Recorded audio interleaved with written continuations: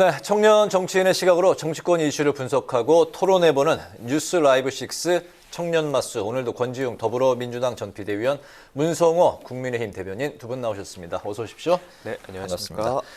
어저께 청구된 이재명 대표에 대한 구속영장 청구가 온통 정치권을 뒤덮고 있는 상황이고, 오늘 국회 안에서도 시끄러웠습니다. 민주당이 이제 주최했던 규탄 대회가 수천 명이 모인 가운데 오늘 어쨌든 규탄 대회가 또 이제 많은 이슈가 됐었는데요. 국민의힘에서는 이제 이재명 대표에게 예전에 2018년에 법원에 갔던 이제 권성동 의원 사례를 보면서 그렇게 한번 해보는 게 어떠냐, 이렇게 이제 압박을 하고 있는 상황입니다.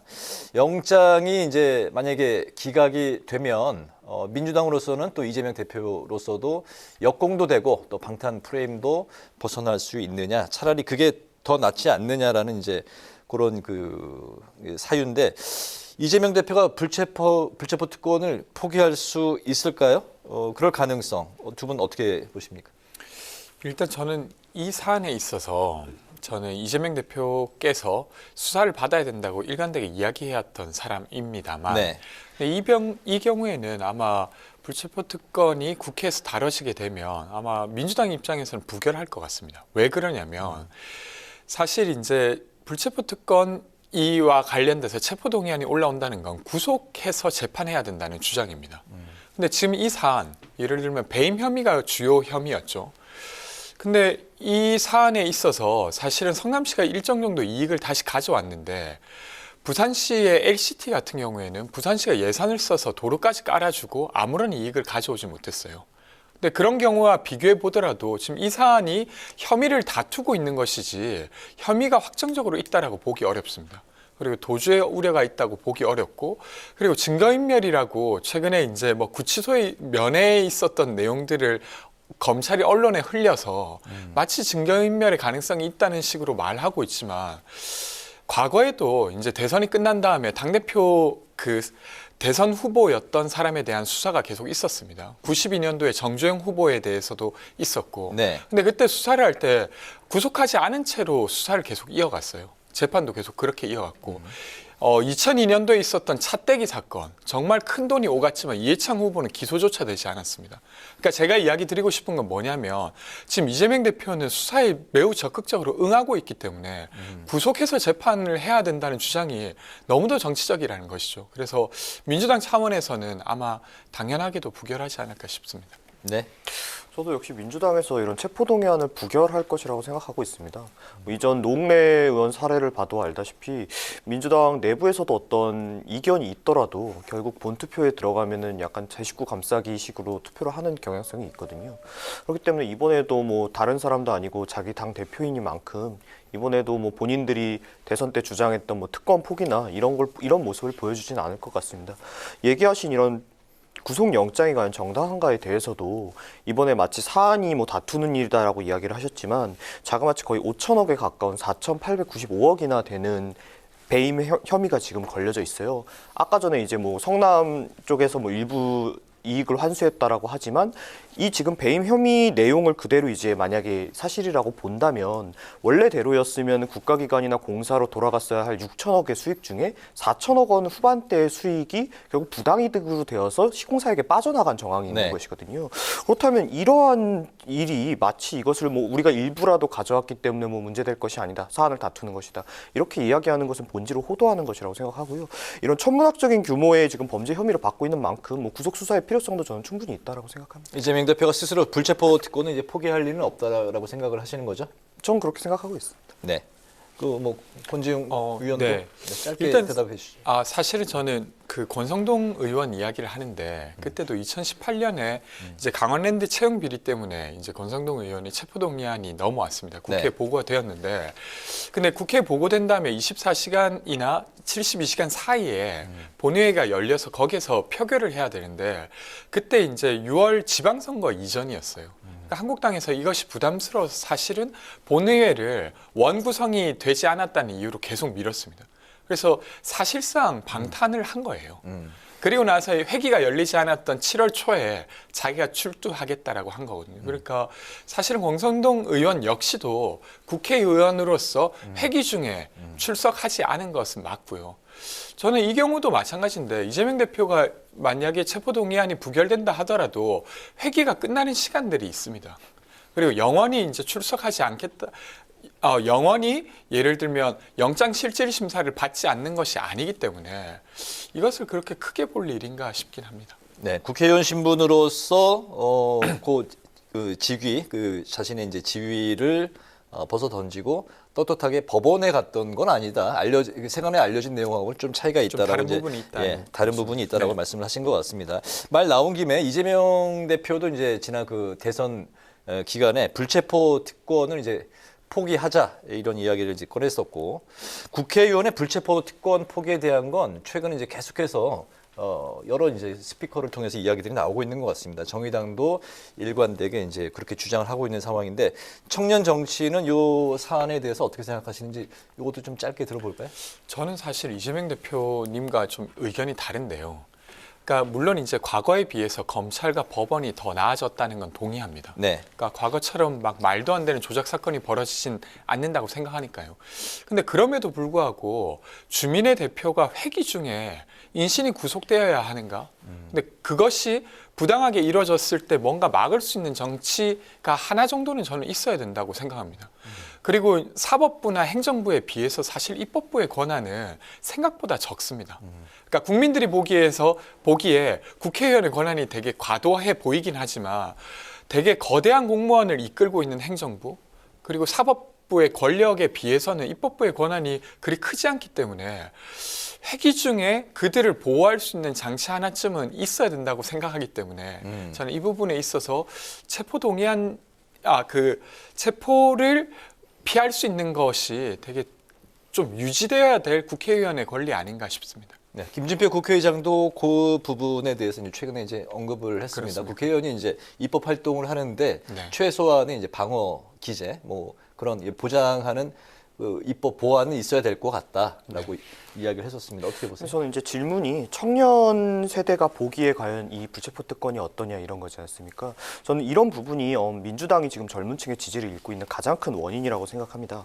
비단 이런 불체포 특권만이 아니라 뭐 여러 가지 이런 우리 국가에서 지금 가지고 있는 여러 가지 문제점이 있을 때 본인들이 굉장히 정의롭고 올바른 행동을 하겠다. 이렇게 국민들에게 이야기하고 실제 그런 정책을 추진하는 모습을 보이기도 하다가 그 잣대가 본인들에게 돌아왔을 때는 180도 달라진 모습을 보여주거든요. 예를 들면 조국 전 장관 사태만 해도 조국 장관께서 이전부터 뭐 어떤 그런 부모의 특권을 사용해서 이득을 보는 행위에 대해서 굉장히 비판적이셨는데 또 본인이 막상 자기 자식들에게 한 것은 뭐 별거 아니다 이런 식으로 또 이야기를 하시고 뭐 정말 안 좋은 사례였습니다. 뭐 박원순 전 시장 같은 경우에는 이런 성범죄 문제에 대해서 성토를 정말 많이 하시다가 본인이 성추문에 휘말리자 어떠한 법적인 다툼이나 거기에서 해명도 하시지 않으시고 결국 극단적인 선택을 하셨단 말이죠. 그러니까 이번에도 이제 본인들이 스스로 이런 불체포 특권을 내려놓겠다. 국회의원 내려놔야 한다. 이런 특권을 발동하는 사람들 기득권의 잘못된 행태이다. 이라고 얘기를 하시다가 막상 자기가 그 대상이 됐을 때는 방금 전같이 원론적인 이야기를 하시면서 그것이 필요하다고 말하고 있거든요. 저는 이런 행태가 결국 좀 굉장히 위선적이고 그랬기 때문에 민주당이 내로남불 정권이라는 소리를 들을 수밖에 없었다고 생각을 합니다.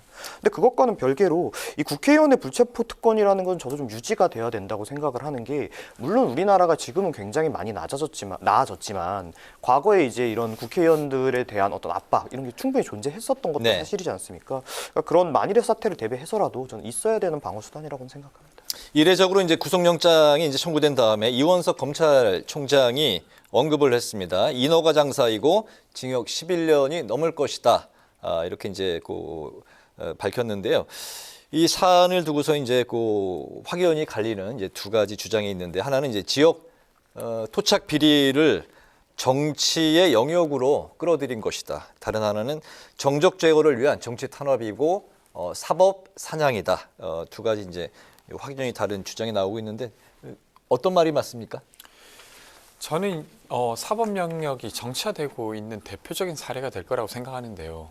한 두 가지 정도인데 하나는 원래는 이제 이재명 대표를 뇌물죄로 구속하겠다고 엄청 이야기를 했지 않습니까? 네. 그러니까 정진상 실장과 김용 부원장을 구속하면서 그런 이야기를 했었죠. 근데 그 수사가 잘 되지 않았나 봅니다.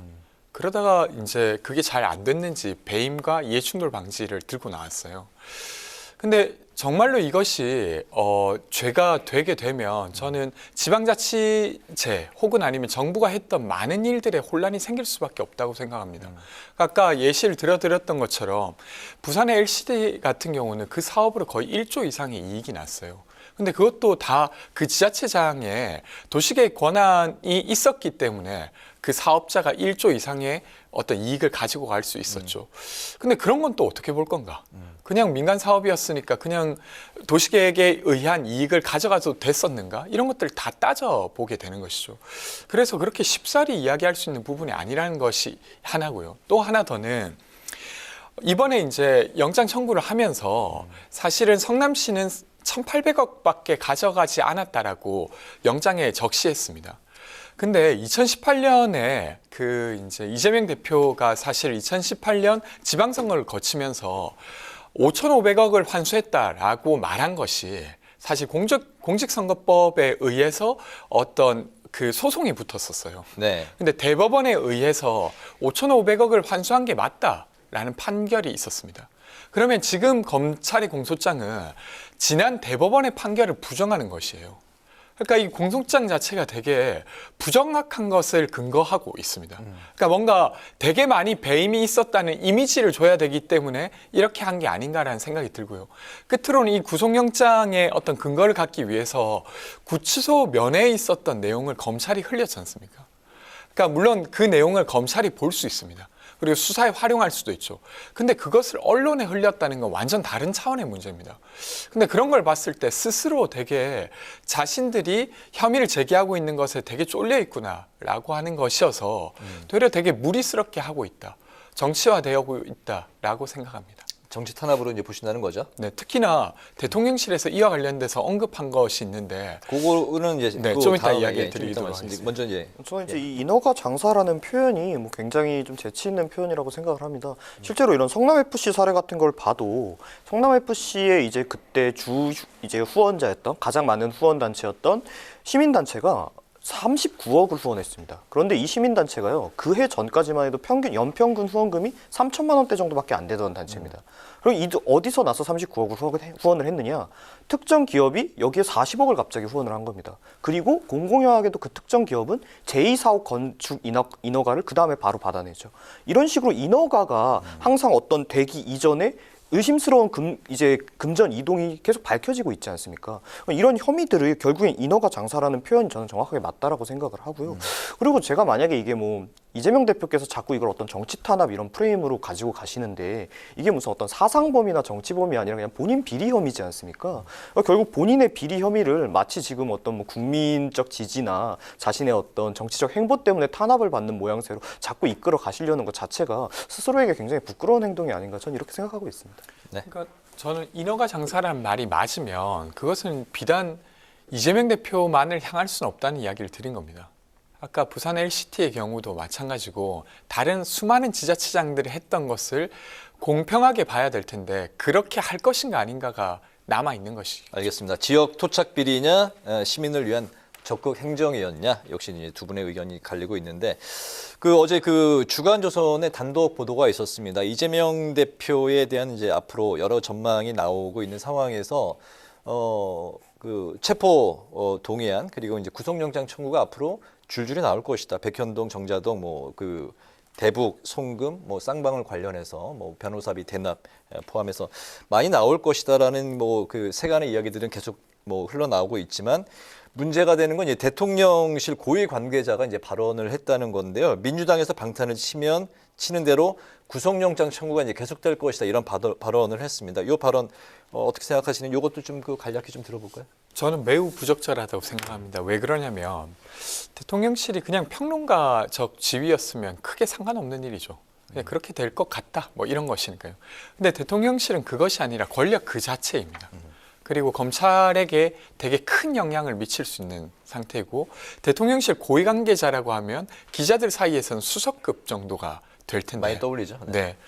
근데 그 사람의 발언이 보도되었고 그것이 보도된 것을 지금 대통령실이 반박하지 않는다고 하면 이것은 대통령실의 입장이나 마찬가지가 되는 것이죠. 그런 상태에서 검찰이 또 영장을 칠 거다라고 예견하고 더 나아가서는 주문하고 있는 격이 되는 겁니다. 그러면 검찰이 법리와 사실에 근거해서 움직이는 것이 아니라 대통령의 가이드라인에 따라서 움직이는 것이 되는 것이고, 그러면 사실 사법체계가 중립성을 완전히 잃어버린 것을 스스로 자인하는 격이죠. 그러니까 이런 보도를 검찰총장이 반박하거나 누구라도 반박해야 되는데 그렇지 않는 걸 보면 인정하고 있는 게 아닌가 싶습니다. 대통령실의 이제 워딩은 사실상 이제 대통령이 가이드라인을 친 게 아니냐, 사법의 중립성을 훼손한 부분이다. 저는 이제 이런 발언이 적절했느냐를 이야기하면 저도 역시도 좀 적절하지 못한 부분이 있다라고 생각을 합니다. 뭐 이런 사안이 뭐 예를 들면은 민주당에서 방탄을 해나가면 뭐 검찰 수사 이럴 수밖에 없을 것 이런 얘기도 아니고 뭐 계속 될 것, 뭐 정확한 워딩을 제가 그 자리에 있었던 것이 아니겠지만 네. 뭐 기자로 전달해주면서 오해가 있었을 수 있지만 나온 워딩 자체가 그렇게 좀 적절하게 나오진 저도 아는 것 같아요. 근데 그것과는 별개로 이것이 무슨 뭐 대통령실의 가이드를 제시했다 이런 식으로 몰아가는 것은 결국에 지금 수사를 뭐 마치 자기 정치 탄압으로 몰아가는 좀 민주당에서 과도한 해석이라고밖에 볼 수 없습니다. 왜냐하면 이게 물론 뭐 어느 정도 사실에 기반해서 나왔겠지만은 좀 이름을 밝히지도 않은 결국 익명으로 나온 이야기인데 이거 하나를 가지고 무슨 뭐 대통령실에서 가이드라인을 내렸다, 검찰을 조종하고 있다. 이건 어떻게 보면은 검찰 조직에 대한 모욕이죠, 거의 저는. 그렇기 때문에 이런 발언 하나하나까지 붙잡아가면서 프레임질하는 건 좀 잘못됐다고 생각합니다. 네, 다음 이슈가 이제 국민의힘 전당대회인데요.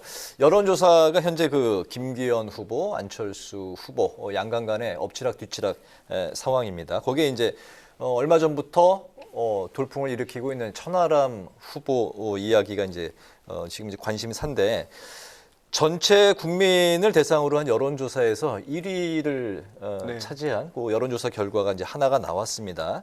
전체 국민 대상. 이게 바로 네. 이제 민심으로 해석이 될 수도 있을 텐데, 천하람 민심 1위가 시사하는 게 어떤 것인지 두 분의 생각도 좀 들어볼까요? 저는 같은 또 청년 정치인이기 네. 때문에. 네. 그러니까 천하람 후보가 이야기하는 메시지 중에 하나가 어떤 상식적인 조치를 하겠다는 것입니다. 근데 그것이 반대로 말하면 국민의힘의 전당대회가 비상식으로 가고 있는 것을 반증하는 것이기도 하다고 저는 생각되는데, 거기에 대해서 민심이 좀 반응하는가 아닌가 싶고요. 근데 이게 이제 어떤 한 여론조사에서 1위가 나왔다고는 하나 워낙 여론조사가 많더라고요. 많죠. 그리고 그 네. 결과가 하나의 경향을 보이기보다는 워낙 다양해서 이것만으로 이제 천하람 후보가 지금 뭐 민심에서 1위다 이렇게 보기는 좀 어려울 것 같고요. 근데 그럼에도 불구하고 의미는 있다고 보고, 근데 이제 이것이 결선으로 가는 길에 어떤 좋은 신호등이 되는 거냐라고 했을 때 그렇지는 않은 것 같습니다. 그러니까 국민의힘 지지자들 사이에서 어떤 조사를 봤을 때는 아무래도 뭐 3위에서 4위를 하는 여론조사도 있고 해서 좀 아직까지는 쉽지는 않아 보입니다. 네. 아직 현직 당직을 맡고 있어서 이런 당내 선거에 대해서 발언하기는 조금 조심스럽지만은 뭐 천하람 이제 후보 개인에게는 뭐 좋은 현상이라고 저는 생각을 합니다. 그래서 왜 이 현상만 놓고 분석을 하자면, 기존에 이제 저희 전당대회에 나오신 이제 출마자분들께서 네. 뭐 여당이니만큼 대통령과의 소통이라는 게 물론 굉장히 중요한 것이긴 합니다만, 너무 그것만을 강조해서 이야기하시고 자신이 이제 당대표가 되었을 때 해나갈 뭐 당내 개혁이라든지 뭐 앞으로 총선 전략이라든지 이런 부분에 대해서 어필하신 부분이 좀 약했던 게 있거든요. 근데 천하람 후보께서는 이 부분에 대해서 이제 좀 이야기를 많이 하셨기 때문에 국민들이 좀 여기에 좀 지지를 보여주신 게 아닌가 이렇게 생각을 하고, 근데 또 이것과는 별개로 당원들 위주나 아니면은 뭐 지지자 위주로 하면은 여전히 아직 3위 정도에 머무르고 계세요. 물론 그것도 굉장한 돌풍이기는 합니다만 이것이 실제 선거에서 뭐 우승을 점칠 수 있다 뭐 이렇게까지 보긴 좀 어려운 것 같습니다. 네. 최근에 이제 또 나온 이제 화두 중에 하나가 이제 국힘 안에서 당정 일체론이 또 나왔습니다. 네. 당정을 이제 분리하는 한 20년 전에 이제 그 추세였는데, 네. 바로 이제 약간 그 시대가 또 그 뒤로 가는 느낌도 드는데, 어쨌든 그 윤 대통령이 대선 때 그 당정 분리를 또 이제 공언을 했었기 때문에 반대의 당정 일체론이 나와서 과연 이걸 또 어떻게 또 국민들은 받아들여야 되는지 두 분의 이야기도 좀 들어보겠습니다. 저는 사실 이 논의가 좀 우스꽝스럽긴 합니다. 그러니까 정말로 여당이 그 정부와 가까워야 하냐 아니면 거리를 둬야 되냐 이런 어떤 고상한 논의가 아니라 본질은 윤석열 대통령에게 고개 숙일 거냐 말 거냐 이잖아요. 윤석열 대통령이 자기가 300만 원 당비 내니까 말할 수 있는 거 아니냐라고 하는 순간 이 모든 건 다 내 말들 들을 거냐 말 거냐로 다 저는 수렴됐다고 생각합니다.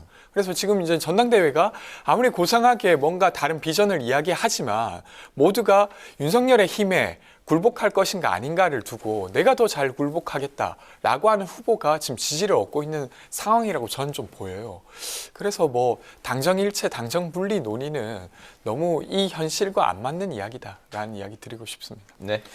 이 결국 여당이 대통령과 얼만큼 소통을 해야 되느냐, 뭐 가까워야 되느냐, 이건 이견이 있을 수 있죠. 상황에 따라서 어느 정도 거리를 두는 것이 적절할 때도 있고 또 긴밀하게 협의하는 게 맞을 때도 있으니까요. 근데 말씀해주신 바와 같이 실제 이 논의가 물론 대통령께서도 본인도 당원이기 때문에 어떤 이런 전당대회에 대해서 발언하실 수 있다 이렇게 생각하실 수도 있지만 대통령이라는 자리는 굉장히 높은 권한과 권력을 가리는 자리이기 때문에 스스로 정말 순수한 당원 입장에서 한 발언이라 할지라도 뭐 이런 영향을 받는 뭐 밑에서 일하시는 분들이나 이런 분들이 영향을 받을 수밖에 없기 때문에 이런 게 조금 주의되어야 하는데 그러지 못하고 이 논의가 조금 말씀하신 대로 원래 이루어져야 되는 어떤 게 정말 필요한 것이냐가 아니라 좀 다른 의미로 계속 나오는 것 같아서 아쉬움이 조금 있습니다. 네. 마지막에 이제 하나 또 질문 드리고 답변 드리면서 오늘 이렇게 마무리를 하겠습니다.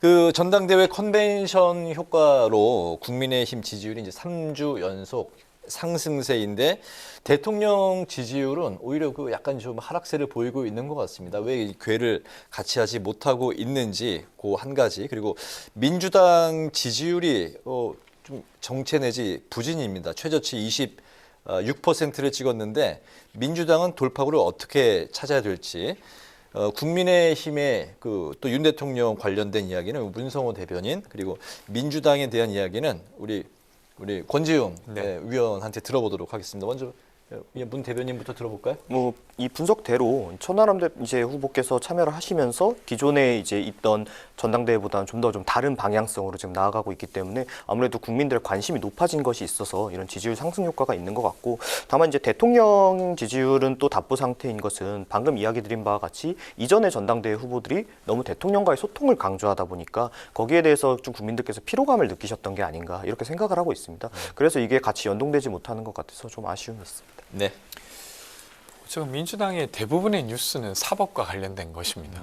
그리고 이제 민주당의 구성원으로서 혹은 아니면 민주당을 지지하는 분들 입장에서 검찰이 잘못하고 있는 것이 분명 있고 이것을 지적할 필요는 있지만, 그럼에도 불구하고 민주당이 그 어떤 검찰의 수사를 잘 해소해내길 바라는 마음이 계속 있는 것 같습니다. 그런 어떤 행동을 해야만 국민들이 민주당을 신뢰하지 않을까 하는 것이 지금 여론조사를 통해서 드러나고 있는 것 같아요. 그래서 뭐 이번에 체포동의안 자체는 제가 생각컨대는 부결되겠지만 우리가 이걸 그냥 부결하는 것으로 끝나는 게 아니라 어떻게 민주당에 연결되는 어떤 구성원의 사법 리스크와 정당을 분리해낼 것인가, 그래서 새로운 비전을 보여줄 것인가를 고민하지 않으면 이 지지율을 높이기는 어려울 것으로 생각됩니다. 알겠습니다. 오늘 그 전체적으로 이슈들이 좀 무겁기도 했고 최근에 나왔던 그 중요한 그런 이야기들이 또 많이 있었기 때문에 전체적으로 우리가 좀 진지하고 진주한 분위기에서 네. 오늘 토론을 했었던 것 같습니다. 다음 이 그 청년 마술 시간에 좀 그 밝게 웃으면서 또 가볍게 그 이야기를 나누는 그런 이슈도 있었으면 하는 바람이 듭니다. 오늘 그 청년 마술 지금까지 권지웅 더불어민주당 전 비대위원, 문성호 국민의힘 대변인 두 분과 말씀을 나눴습니다. 오늘 말씀 잘 들었습니다. 감사합니다. 고맙습니다.